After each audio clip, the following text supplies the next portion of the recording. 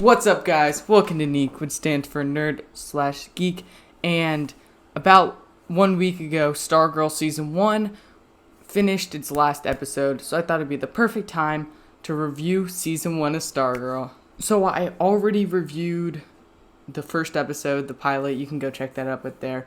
You can see my thoughts specifically on the first episode, but here I'm going to be talking about all of it overall. I'm going to start with talking about non-spoilery stuff, and then I will give a spoiler warning, and then there will be spoilers, and I'll even have like a time jump when I'm about to talk. I'll have a timestamp that you can find in the comments or description, maybe even here, of when to skip to avoid spoilers. So yeah.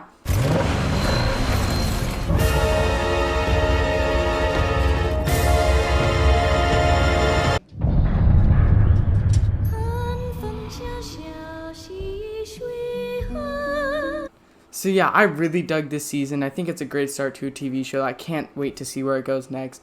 I thought they kind of got the tone was really nice, as it was pretty light-hearted and stuff. It wasn't like serious all the time, but when it needed to get serious, it got serious. And like some of the moments, like, did they just do that? Yep, they just did that. But it wasn't like these big like tonal shifts for no reason. It was because the story needed it to take it in that place to get there, and they kind of like eased you into it instead of just like lighthearted moment, boom, big like dark moment. So it wasn't exactly like that. So I thought they handled all those moments really well. Also, you got this great cast here with Luke Wilson was great, along with Rec Bassinger. I think that's how you pronounce it. Probably messed it up. She just owned the role of Stargirl. And then you also got Joel McHale in here. Some of you might know as Jeff Winger from Community. He shows up as Starman, like just in like flashbacks and stuff. And then as those characters were strong and those actors portraying them, as I said, Pat and Courtney, the other JSA members, this is kind of where I get a bit into the more negatives, weren't quite as strong. I actually did like Yolanda. I think you kind of explored her really nicely, and she's a pretty good character. But I feel like Beth kind of just gets sidelined in here. She doesn't really have much to do throughout it. And then Rick kind of only had his one motive, like, oh, I want to go, this is like his revenge for his parents. And they don't really do much more than just like, I want revenge. I'm like this tough guy who wants revenge. And so that can work, but they don't really explore his character more than that. But those are kind of like, I still thought they were overall pretty good, but those are kind of more the complaint stuff. But then going back to stuff that really did work, this whole, like, all the family stuff actually really worked because it felt like a real family. Of course, it's about two different families, like, coming up together, like, it's a remarriage. So it's like dealing with a bunch of different relationships, step-sibling relationships, stepfather, stepmother, between different people. And I thought it handled it all really well. It's kind of interesting. We don't really get many shows or movies focusing on a like stepdaughter and stepfather relationship, which is something really new. And then all that worked really well. And even as different things were revealed with the family, there was drama, but it never felt over the top, and it always felt real. And even when stuff kind of resolved, there's still like a little bit of it, and it wasn't like something happens, oh, they're fighting, then boom, it's completely resolved. It like kind of felt real. And then also this small town dynamic I also think really worked, because you're in like this town that's really small. So basically any people could be a villain. The principal could be a villain. This person at this job could be a villain. This person who you think is your friend could be a villain. And it's kind of like, ooh, who is this? And stuff. And because it kind of works in this small town with the Injustice Society, who is this evil people all there, it kind of works out like who's a villain, who's not. And like anyone could be a kid to a villain, different people you think. So that all of that was really interesting. And like as you're going through these like meetings where basically everyone in the town attends, and you see all these different people show up, but it makes sense because of the town they live in and how they set that up. And then the villains were also really great, specifically the main two we focus on, Icicle and Brainwave.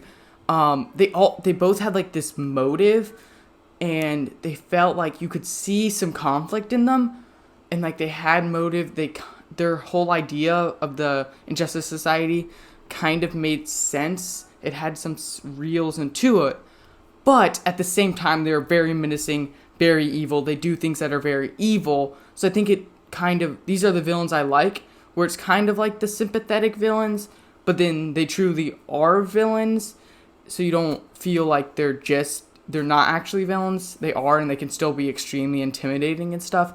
So I thought all of that, the villains were handled extremely well, and some of the other villains thrown in there were pretty great too.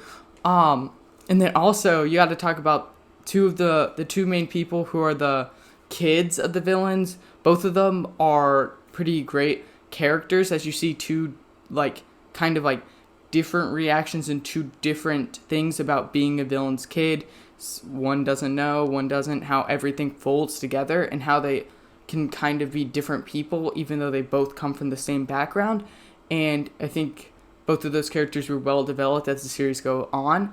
And then the production design and visual effects were actually really good.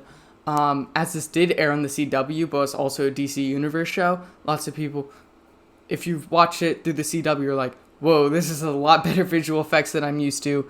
And they had like these big set pieces. They were like, whoa, they had to do a lot. And talking about the set pieces, all the action was handled extremely well, as not only, of course, did it have the bigger budget, but they were filmed in wide shots. You got a lot of different, you can tell what's going on. You got some nice choreography, some fun uses of all their different powers that were handled really well. And all the action scenes, I'm just like, yes, that was really great. Yeah. And then I guess my only other complaint here is it does drag a little at some points, and you feel like this could probably be a couple fewer episodes. Like, it was 13 episodes, but the story they actually have could have fit into like, I don't know, like a 10 or 11 episode length. At some point you're like, okay, we kind of need to get going here. There's not much happening in a couple episodes, which could turn off some people. Are like, some episodes don't have like a single action scene. Some like don't really complete. They're still moving the plot forward, but sometimes it's at a slower pace than others. But I still think everything we have is great, but maybe it didn't need to be that long. Okay, so now I'm going to dive into spoilers. So if you don't want to get spoiled, I'll probably have a time right there if I remember. If not, in the comment section or in the description, one of those places, you can skip ahead to where I stop talking about spoilers. But yeah, let's get started. So coming in episode 3, as I said, the tone was pretty lighthearted until that moment at the end of episode 3 when Joey died. I'm like, whoa, they just went there. I also loved Henry as a character. I didn't really want to talk too much because I didn't want to spoil that, Henry as a character, but I thought he had this great arc in here and had a great redemption, and I kind of like all the stuff. And another just like, whoa, I can't believe they did that death scene, which was really well done. And now we're going to the last episode stuff. Starman's alive! I was kind of hoping that he'd be alive, as I said, I'm a big Joel McHale fan, of course, as big Community fan, and I'm like, he's only gonna be in like one episode? That's so disappointing. Like, he's in the show, but he's not really in it because he's dead. But then I'm like, at the end, I'm like, yes, he's alive. We're gonna get to see more of him. I don't know how he's alive. I don't know what's going on with that. I can't wait to see what they do with it. Hopefully they give a good reason of why he's there and not just some stupid reason. But I'm glad he's there. Like, just look at this scene real quick. Jeffrey! Okay, so again, that was a reference to Community. If you haven't seen Community, you probably are so confused right now. But that's funny if you've seen Community, trust me. Also, we get some other teases, like Cindy's looking at something. We get this like other villain tease and stuff. I'm like, ooh, where are they going with season 2? But then with season 2, I'm not as excited as I should be, because this time it's just going to be on the CW. This one was on DC Universe, but then the CW also like released it, so it's like funded from DC Universe. That's why the budget was bigger than it would be if it was a CW show. and I don't want it to turn into the other CW shows because it's very different from them. And I do like the CW superhero shows, but recently they have not been very good, and I prefer this more. So and I just like it to be different, and I want it to stay the same, and I hope the budget like doesn't go so down that it just looks a lot worse. I hope you can't tell it's worse, and I hope they don't try again like making it a 22 episode like thing like they do for most of their shows, because I feel like this worked with the 13 episode. I actually said it could be a tiny bit shorter, but I'm still optimistic. I hope it's great on the CW. I'm just not as excited as I would be if it was through the DC universe like this season and then airing on the CW. Okay, so now I guess I gotta score this. My scoring system has kind of been a tiny bit weird.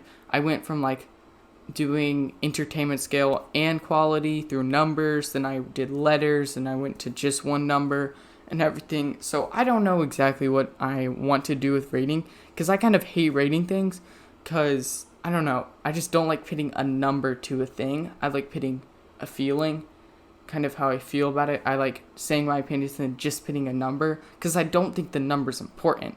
I think my thoughts on why I have that is the important part, so I don't really want to emphasize it, but I guess people will want some sort of score, so I guess I'm gonna have to go like a 9 out of 10, maybe a little bit lower, like an 8.8, between an 8.8 and a 9 out of 10, maybe an 8.9, I guess, but just go watch the show if you haven't. It's free to watch through the CW app. You just have to watch it with ads. Just go watch it.